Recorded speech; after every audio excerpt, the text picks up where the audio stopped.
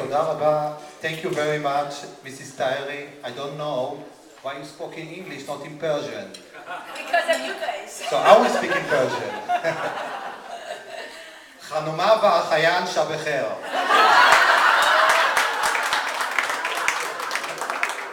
אמסל מיכאם בפרסי שובת קונם. אז פושטבניה שומע חילי תשקור מקונם.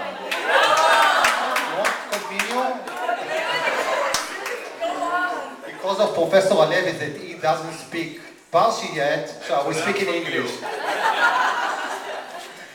Good evening, ladies and gentlemen. I would like to thank all of you for coming this evening. I know Wednesday night is a cards night. Even so, you are here. Thank you very, very much.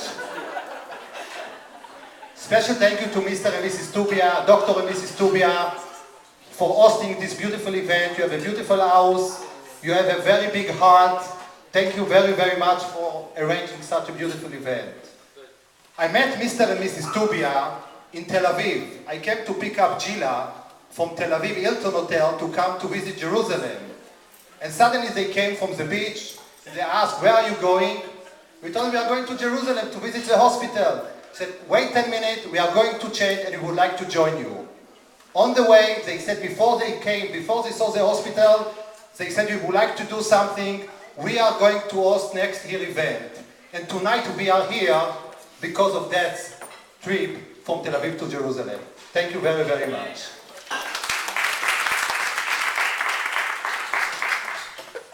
In December 2012, 4 months ago, we had the privilege to join Shaare Zedek Medical Center, and Bikur Cholim Hospital became part of Shaare Zedek Medical Center. These two historical hospitals, Shaare Zedek that was founded 1903 and Bikur Cholim that founded at 1826 became one big hospital for the favor, for the good of the patients, of the residents of Jerusalem. While some departments moved from Bikur Cholim to Shaare Zedek, some stay in their current location in the center of the city. Part of the departments that stay in the old location, of course, are the labor and delivery rooms, the gynecology operating rooms, and the neonatal intensive care unit, which all of these three projects we built, we renovated, we upgraded. They are state of the art because of the Iranian Jewish Women Organization, because of this wonderful community, because of you. Because of you, we built gorgeous labor and delivery rooms. Because of you, we built the neonatal intensive care unit. Because of you, we built the gynecology operating room. And because of you, 6,000 babies are born in Bikur Cholim every year.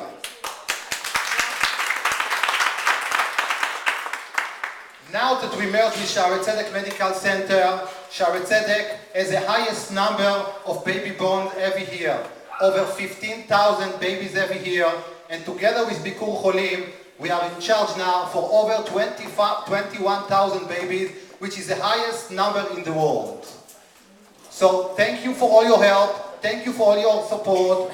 And I would like to call the Director General of both hospitals to come to tell you a little bit about the health system, about Bikur Cholim, about Shaare Zedek, and about your support.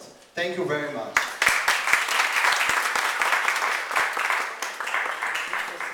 Thank you very much, Akiva. Good evening, ladies and gentlemen. According to the Talmud, you have to open remarks by praising the host and the hostess. Dr. and Mrs. Tubia, thank you very much for hosting us tonight, and Mrs. Taheri for participating together with you in preparing this evening.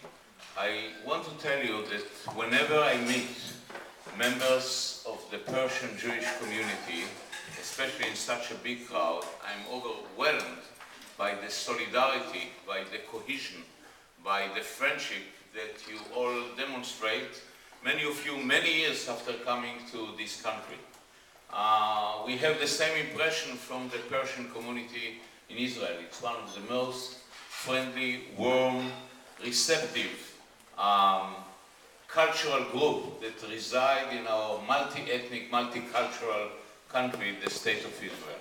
I would like to introduce myself because I met few of you on other occasions, but it's the first time that I address such an evening organized by the Iranian Jewish Women's Organization.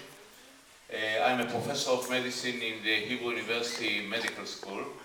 I'm board certified in internal medicine, gastroenterology, which is with emphasis on liver diseases, and health administration. And I run Shaare Zedek for the last 25 years. In this country, in the US, staying for 25 years in the same job does not attest to maybe high quality. I mean, your society is characterized by a lot of mobility between jobs, between cities. In Israel, it's a little bit different. I would not attest to the quality of myself or to the quality of the hospital that I'm in charge of, but when there is stability in management, there is usually also success. And I would like to tell you a little bit about the history of Shaare Zedek, and because many of you, if not all of you, are here, not only because of the host and hostess and the fact that you belong to the organization, but also because of an individual that in the last 4 months became my friend, and this is Akiva Holzer. I saw the love and affection that many of you showed to Akiva when you came in. So I will talk a little bit about Shaare Zedek, Bikur Cholim. I will talk about the main assets that we got when we took over Bikur Cholim, and this is Akiva Holzer. I also would like to present to you Mr. Paul Jester here, who runs Shaare Zedek activities now for over 10 years here in the West Coast. And I'll give you really some facts about Shaare Zedek and Bikur Cholim and about our plans for both institutions. So Shaare Zedek was founded actually in 1873 by a group of German and Dutch Jews that convened in Frankfurt and decided that the Jerusalem of that time, of the last quarter of the 19th century, with the Muslim majority, there were 50,000 people in Jerusalem, only 10,000 Jews, this group of people decided that Jerusalem of that time needed a modern hospital outside the walls of the old city. There was Bikur Cholim and Misgab Ladach as infirmaries within the walls of the old city, but there was no modern hospital. It took them 29 years to fundraise. They didn't have such supportive group as yourselves, so it took them from 1873 to 1902 to fundraise and build a magnificent facility on Jaffa Road. Anybody who comes to Jerusalem can see it. It served the hospital from 1902 to 1978 when we moved to our present facility across the street from Mount Herzl near Yad Vashem. Today, the building of Shaare Zedek that we left in 1978 houses the headquarters of the Israel Broadcast Authority. So what is Shaare Zedek? What is Bikur Cholim? What is the essence of this merger? Are there any unique aspects to these two hospitals? Because there are 26 acute care facilities, general hospitals in the State of Israel. And the question is, can we single out qualities of these hospitals that really separate them from others? So the greater metropolitan area of Jerusalem today counts close to 1 million people. And these 1 million people today are served by two hospitals. Each one of the two hospitals has two campuses. Hadassah, that you are all aware of, and I know that there are many Hadassah members here, Hadassah women, very active for Hadassah. And I would like to say at the outset, yes, Shaare Zedek, together with Bikur Cholim, compete with Hadassah on every patient. By definition, a patient who comes to Hadassah does not come to Shaare Zedek Bikur Cholim. A patient who comes to Shaare Zedek, Bikur Cholim, does not come to Hadassah, not the same hospital stay. But this competition is good for the patients, is good for Jerusalem. Both hospitals are cleaner, are functioning better because of this competition. There were talks about merger of these hospitals. I was even offered maybe to run all of them, but first of all, the antitrust authority in Israel will not allow it. Second, it's not good for the people of Jerusalem. So everybody here who is active for Hadassah should be blessed, because both hospitals are fine hospitals. Hadassah has the first medical school in Israel. Hadassah is a research-oriented hospital with a lot of research done. Shaare Zedek and Bikur Cholim are patient-oriented hospitals. What does it mean? Does it mean that there is no research in Shaare Zedek or no patients in Hadassah? No. It represents the emphasis of the hospitals. And Jerusalem needs both. There are a lot of research projects, some of them world-renowned in Shaare Zedek. I'll talk about Bikur Cholim in a minute. And there are many patients who go to Hadassah. But while both hospitals have full affiliation with the Hebrew University Medical School, Hadassah was one of the founders of the medical school, and that's why there is emphasis on research.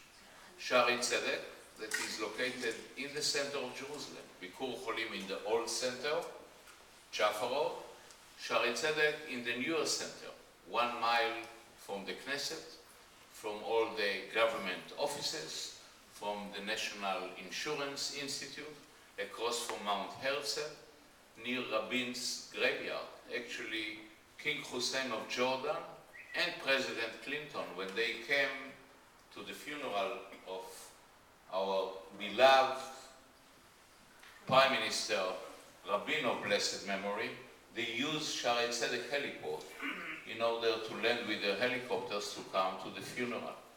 We celebrated 10 days ago Israel Independence Day. And as you know, 1 day before Independence Day, and this was enacted by Ben-Gurion in 1948, we have the Israeli National Memorial Day. Many people sometimes think that this was a mistake, that we didn't separate the most sad day of the year in Israel with the happiest day. Because those of you who happen to be in Israel any year during Memorial Day and immediately the day after during Independence Day showed how the siren go off at 8 p.m. to end the Memorial Day, and all of a sudden everybody becomes happy. For the over 20,000 families that lost their beloved one in the wars of Israel, it's a very difficult scenario to mourn their beloved ones on Memorial Day and all of a sudden, 8 o'clock in the evening, to celebrate the birth of our country. Shaare Zedek being located across the street from the equivalent of your Arlington, the National Military Cemetery, we witnessed, Akiva was present there when we did our memorial service for the many, many people who worked in Shaare Zedek and lost their lives in the wars of Israel. The most prominent example is the head of our emergency room, Dr. David Applebaum, with whom I came to this country on September 8, 2003 to give a lecture. Unfortunately, Shaare Zedek and Hadassah are world experts on preparedness for mass casualty events. Because during the Intifada, these two hospitals, Hadassah, mainly Hadassah and Karen, and Shaare Zedek, because Hadassah, Mount Scopus and Bikur Cholim are smaller hospitals with less trauma abilities, most of the victims of the Intifada came to these two hospitals. Now, in order to be able to absorb sometimes 100, 120 casualties within half an hour, and these things happened whenever a bomb detonated in Machane Yehuda market. You saw what happened in Boston. So some of the leaders of the trauma physicians in Boston who treated the victims of these two Chechens who caused the bombing were Israelis. So on September 8, 2003, the late Dr. David Applebaum and myself, we came to this country, and in New York, we gave a lecture on preparedness for mass casualty events. And we both went to Israel. David's daughter was supposed to get married a day later. I mean, we arrived in Israel on September 9th. The wedding was supposed to take place on September 10th. And September 9th in the evening, David Applebaum, who was the head of our emergency department, took his daughter for a last father-daughter conversation before he hands his daughter to her husband. And as you probably all know, there was a bombing in Cafe Hillel in the German colony, 100 meters from my home. I heard the bombing, and they were both killed. I'm telling the story because this is a manifestation of what we go through in Jerusalem. And why do we need, on the one hand, very elaborate trauma and surgical services? And why do we put emphasis, on the other hand, on bringing new life to the world and new people to Israel? And when you discuss a hospital in the modern era, you usually talk about centers of excellence. No hospital in the world, including the major, very famous hospitals in this city, like UCLA or like Cedars-Sinai, no hospital in the world can excel in everything. Medicine is so costly these days, is so specialized, some people say over-specialized, that hospitals concentrate on building certain centers of excellence. And in this respect, Hadassah and Shaare Zedek are cooperating. And when we develop a center of excellence, and the city of Jerusalem does not need two of them, Hadassah will not build it. A very prominent example, the only dialysis unit for children, kidney diseases in children in the city, is in Shaare Zedek. And if a baby needs dialysis in Hadassah, he will be transferred to Shaare Zedek. When you talk about bone marrow transplantation, the center is in Hadassah. So actually, we serve together the people of Jerusalem, and Shaare Zedek concentrated in the last 2 decades on building few centers of excellence that the community needs. And this is one characteristic of our hospital, that we do not develop our new departments because of prestige or because they bring money. We tailor ourselves to the needs of the community. I'll give you an example, and Americans finding very difficult to understand it. In the early 90s, 20 years ago, people were dying in the state of Israel while waiting for a cardiac procedure. By cardiac procedure, I mean catheterization, standing, or open heart surgery.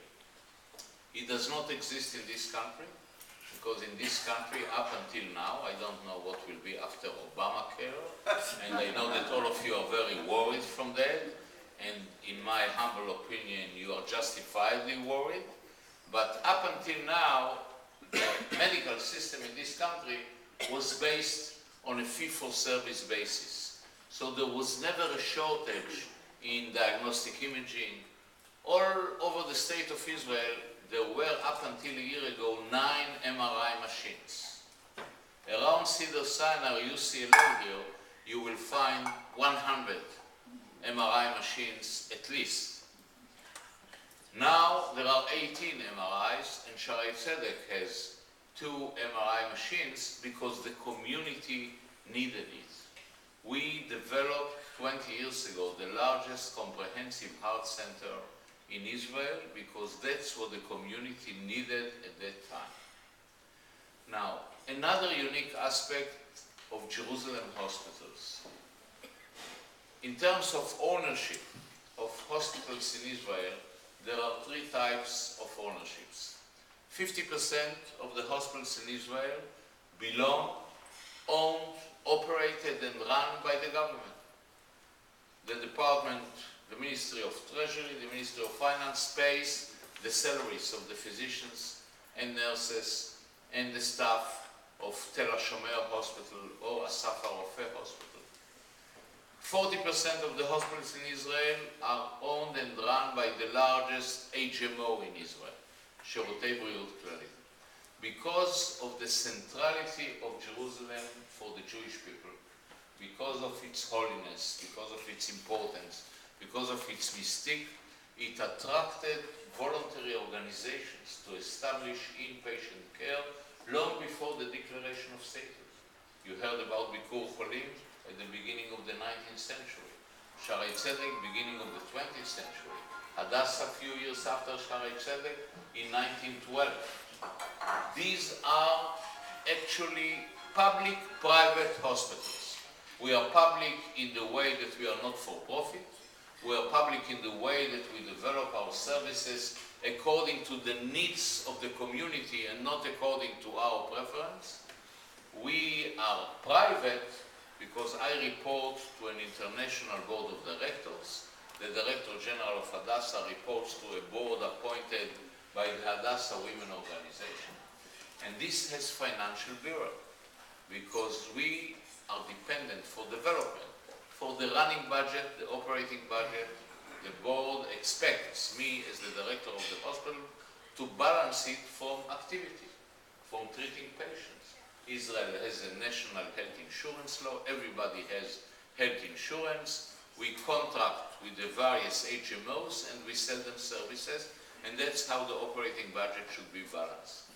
But to buy new equipment, to conduct research, to build new departments, we are totally dependent on generosity of friends from around the world.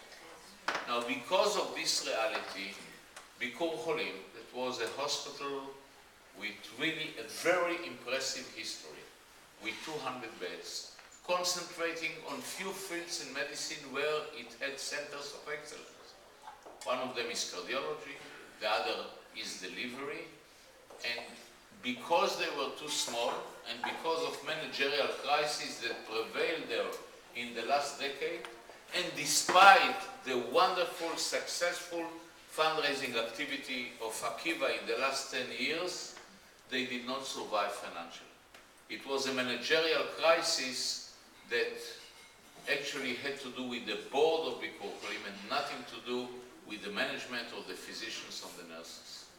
And about a year ago, both Hadassah and Shaare Zedek were approached by the Ministry of Health and the Ministry of Finance, and we were asked to consider taking over Bikur Cholim. We did not pay for it. On the contrary, we did not want to cover the deficits, so the government covered past deficits, but now it's ours. And in this competition on Bikur Cholim between Hadassah and Shaare Zedek, the decision of the government was that Shaare Zedek will take it. There were a few reasons, objective and subjective. Hadassah already had 2 campuses, so they didn't want to create a symmetry. So now we also have 2 campuses, one in the old center of the city and one in the new center of the city. Also, there was more managerial stability because the Director General of Hadassah recently resigned, as probably the Hadassah women know, my friend Ehud Kokia, and Shaare Zedek has a stable management for so many years. So because of these 2, we are also more financially stable. Hadassah lost a lot of money with Madoff, as you know, so there is some financial crisis, but Hadassah is so strong and so famous that they will not merge with any hospital. They will be saved and they will be a successful hospital. But because of all these reasons, the decision was taken that Shaare Zedek will take over Bikur Cholim. And as Akiva told you, these 200 beds in Bikur Cholim, merging with the 800 beds of Shaare Zedek, creates a very unique hospital and a very unique opportunity for the people of Jerusalem.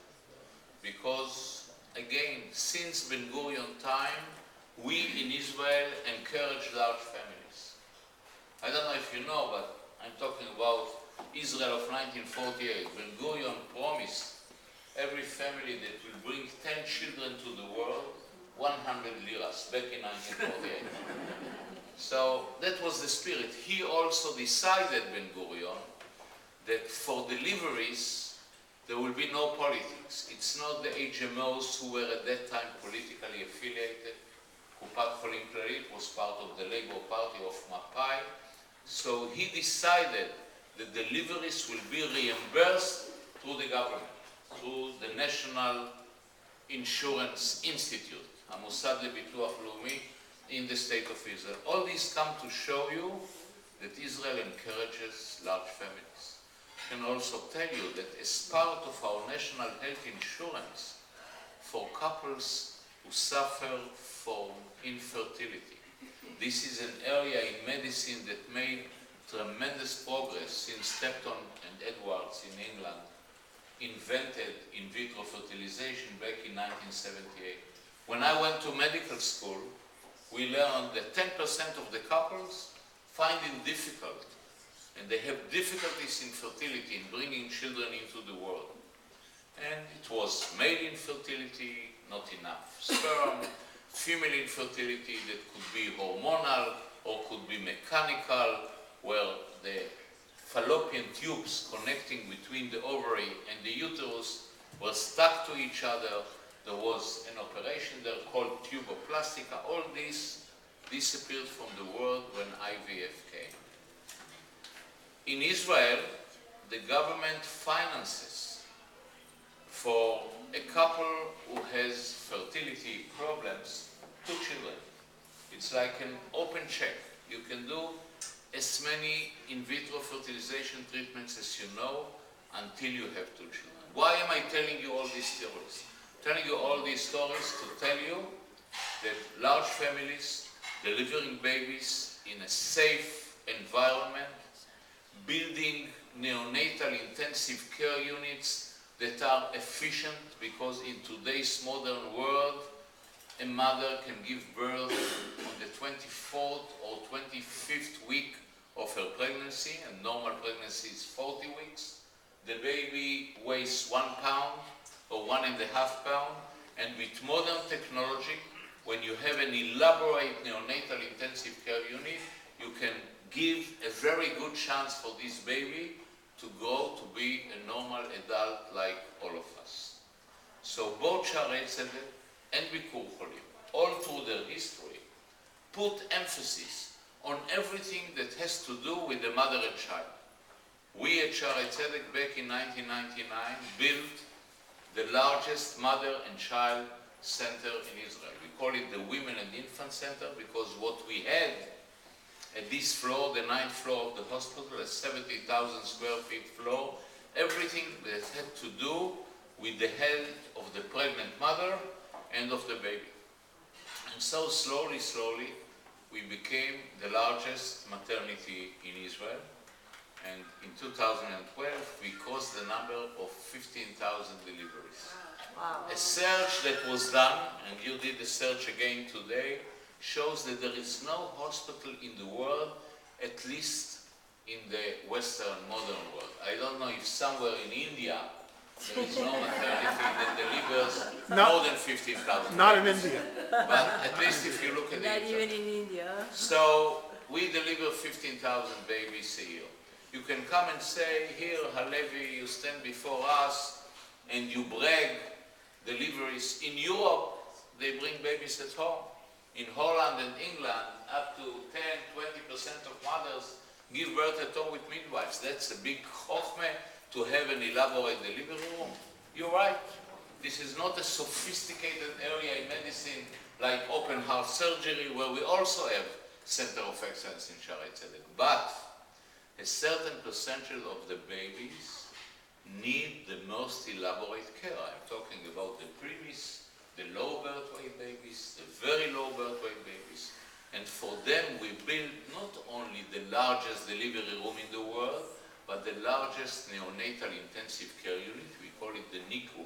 And that's what we are building now in a new building that we call the next generation building. By the way, for your information, I'm not insinuating, I'm only reporting.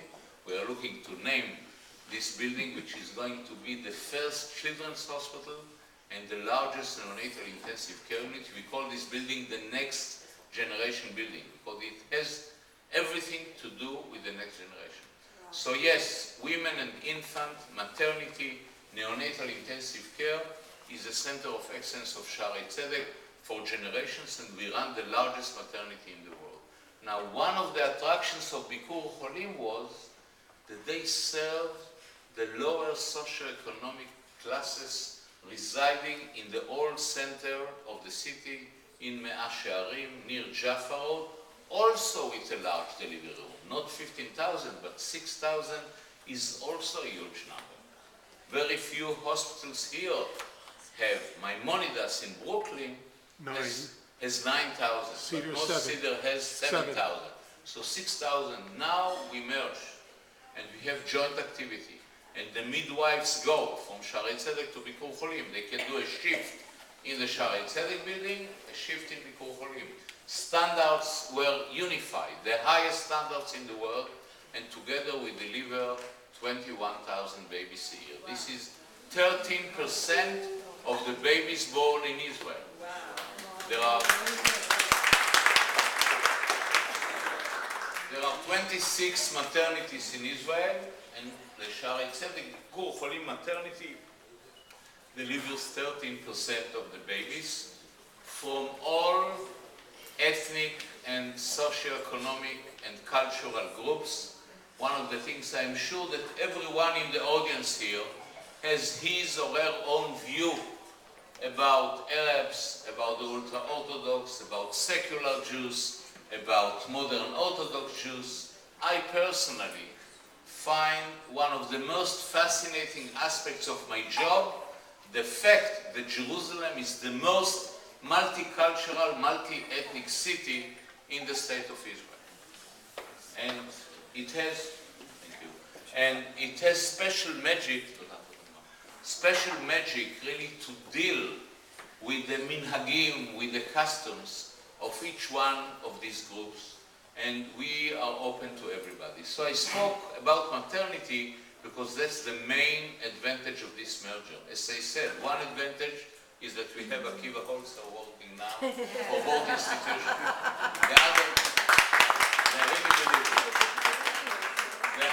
The other asset is that together we deliver 13% of the babies in Israel. It also helps us to stabilize the financial situation of both hospitals, because as opposed to every other medical service in Israel that is under-reimbursed, again, it's Ben Gurion who saw to it that not Kupat Cholim will pay for deliveries, so deliveries are generously reimbursed.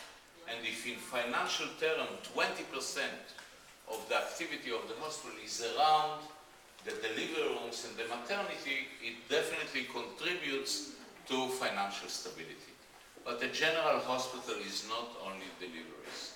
Everything that modern medicine has to offer today is represented in Shaare Zedek. I don't want to bother you and I don't want to talk too long, so I will pick only another center of excellence in Shaare Zedek, which is epitomization of modern medicine. And this is the Department of Genetics. Genetics, especially since the year 2000, when the human genome was decoded, is dominating all areas in medicine. Genetics is a promise to solve many of the chronic diseases that prevail today. I don't know how many years it will take, but through stem cell research, and Shaare Zedek has a huge department for research on stem cells, we all hope to solve the problem of Alzheimer, of Parkinson in the future. Genetics today can guarantee that in families where there are bad genes and where there are affected children at home, the babies that will be born in the future will be healthy. We are world champions in Shaare Zedek in a technique called PGD. PGD stands for pre-implantation genetic diagnosis. And it's really mind-boggling and ignites the imagination. I will try in a very simplistic way to explain what's PGD, because it's one of the main achievements of research at Shaare Zedek. So PGD means if a couple has a child at home with cystic fibrosis, or if, thank God, they don't have a sick child at home, but they did genetic testing, and we know that both members of the couple are carriers of a bad gene. Let's take, for example, the cystic fibrosis gene. You probably heard that in genetics there are dominant diseases and there are recessive diseases. In dominant disease, 50% of the offspring of the couple statistically will be affected. In recessive disease, 25%. Today in modern medicine, we can tell the couple, your next pregnancy, do through IVF, through in vitro fertilization. Keep only for pleasure your personal relationship, but when you want to get pregnant, come to in vitro. When the embryo in the test tube is 24-hour-old, composed of 8 cells, we can biopsy one cell. There is evidence that it does not cause any damage. If it's affected, we can use it for research or throw it away. Halachically, every rabbi will tell you that a 24-hour-old embryo in Judaism, not in Christianity, according to Catholicism, life starts when the sperm meets the egg. According to Judaism, until 40 days of embryonal life, the embryo is non-viable. So at 24 hours of embryonal life, we do this biopsy. If it's affected, we don't put it in the womb. If it's among the 50 or 75% in recessive that is not affected, we implant it in the womb. We celebrated a couple of months ago the birth of the 250th healthy child to such couples in Shaare. This is an achievement that I'm very proud of. They took a huge staff of geneticists, of fertility experts, the IVF people, in order to implement that. And we are world leaders in this extremely, extremely important procedure that combine genetics and clinical medicine and fertility. Now, I'm sorry to tell you that we already have a philanthropist who financed all this, so you cannot buy it. You cannot name it for yourself. We can come with other offers, like the new next generation building and multitude of departments and pieces of equipment. And there is a list here of the pieces of equipment. But this PGD program is already sold and was fully financed by a philanthropist from New York named David Fuld, who was really very generous with us. So here you can see, I could talk for hours, but I would like to conclude my presentation by telling you that I brought a few examples to the unique aspects of Shaare Zedek in terms of not being supported by the government, not being part of a Kupat Cholim, of an HMO on the one hand, and of trying to develop services that really serve the community and what it needs. And for this, we take very, very great pride, and I believe that if a mission of any hospital in the world is to save life, to alleviate pain and suffering, to do research, and to train the next generation, I believe that Shaare Zedek fulfills all the 4 missions. We prolong life on a daily basis. We put a lot of emphasis on alleviation of pain, physical pain and emotional pain, and suffering from patients. We have full affiliation with the Hebrew University Medical School. We have medical students in every department. We have a nursing school.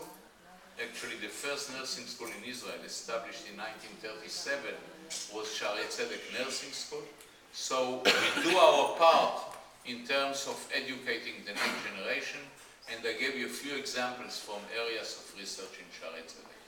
And today, being a 1,000-bed hospital together with Bikur Cholim, I believe that any one of you comes to Jerusalem and would like to devote not more than half an hour to tour the facility, to see the people, to see the atmosphere in the hospital, to see the composition of the patient population and their satisfaction, I believe that if you are not a friend of Shaare Zedek today, you will definitely become later on after this visit, and I know that many of you are already friends of Shaare Zedek. And the merger with Bikur Cholim gave a different dimension and extra strength to this hospital that has an orientation of compassionate care, the hospital with the heart in an era where many hospitals around the world there is certain estrangement between physician and patient because you use high-tech medicine. You make diagnosis through the CAT scan and the ultrasound and the MRI. And we have all these machines, and we use them for modern diagnosis, but we emphasize, and so did Bikur Cholim all through its history, speaking to the patient, talking to him, speaking with the family, listening to the patients. And I believe with all due subjectivity that we are exemplary in demonstrating humane, individualized, compassionate care in this era of high-tech medicine, while endorsing all the high-tech advantages of high-tech medicine. So thank you very much for being patient and for your attention.